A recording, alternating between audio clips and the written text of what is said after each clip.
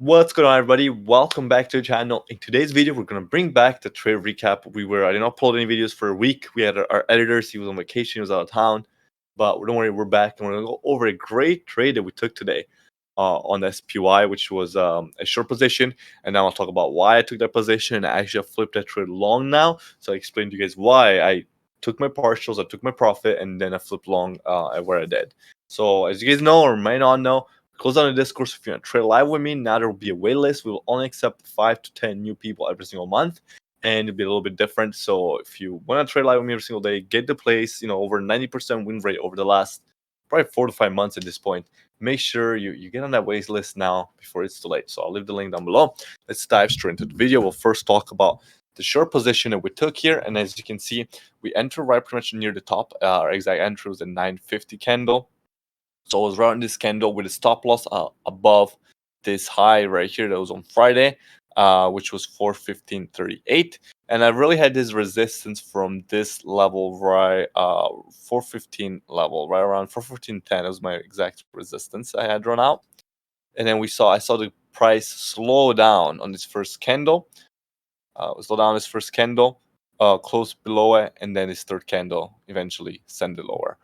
So that was essentially why we took this trade. We'll go on a larger time frame and show you guys why I had a certain resistance. As always, when you're trading, especially on a Monday, you want to make sure you go on that daily and weekly time frames to really look, okay, where can I expect the price to go? On Friday, we saw that we bounced right before this gap right here, and we know we had a lot of news this week, so more than likely this gap was not gonna get filled right away, and we actually opened up the daily candle right on it, and it was a quick bounce in the pre-market. So we know we're pretty much sitting on some support, so we had to look for initially a bounce, and now this bounce mostly came in the provided market open and the pre-market. So I was not able to miss this bounce. But then next question would be, if you not catch a bounce, where can be the rejection areas? So we had this daily fair value gap here that we were keeping an eye on, and you can see where we rejected was right where the halfway point of this fair value gap. So if we zoom in on the hourly time frame now, we had this resistance right here, right at 415.37 to 415.10. To draw this a little neater, I had just right about off this level right here. We make this zone. I made the zone a little bit cooler right there. So made this right there, and then looked for potential liquidity grab over this candle, or potentially, and that's why we had a quick stop loss, could have been above this candle as well. So I had a quick stop loss if we did close over this level. We didn't know we found out the rejection right off of it. And then we go on a 5-minute. You guys can see it played out pretty perfectly. So we entered short right here before the confirmation candle. Stop loss right above it with a target of right around right here. This is where I had runners. And if you're in the Discord, you can see I actually posted all my PTs and runners were set like this. First fair value gap, I was pretty convinced this would get filled pretty easily. And the second fair value gap to get filled. And then third down here, and then the runners right off this liquidity right here. I did not think we had this gap fill in play right off the bat. It would been pretty shocked if we just sold off this whole huge move here. It is possible now after this rejection, but I know for sure we're targeting this liquidity right here on the 5-minute time frame, and it's actually where I flipped my trade long.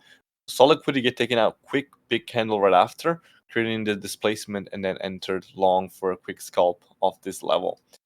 This is probably more than likely targeting up here for another quick trade. So when you're looking for liquidity, you're looking not just to enter after liquidity, but also a quick move like we saw right here. So I used my liquid levels for not just price target, like I showed you guys, that's where exits was on our runners, but also for displacement levels. So if the price displays after liquidity, can look for an entry on the opposite direction. We also call this a break structure, change character, where you have a big move and then you break the range. Let's say you have a higher high and higher lows, you break it and you make lower highs and lower lows. That would be a change character, break of structure, whatever you want to call it.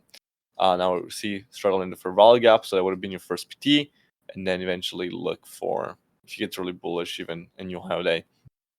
But essentially the way we looked at it was the daily, understand where price is more than likely going to gravitate. On the tighter time frame, look for your exact entries, taking account also golden pockets or any other sort of things. In this case, they don't really play out from here to here, we still have some price to go. So I'm still technically bullish for the week to get around 419 to 420.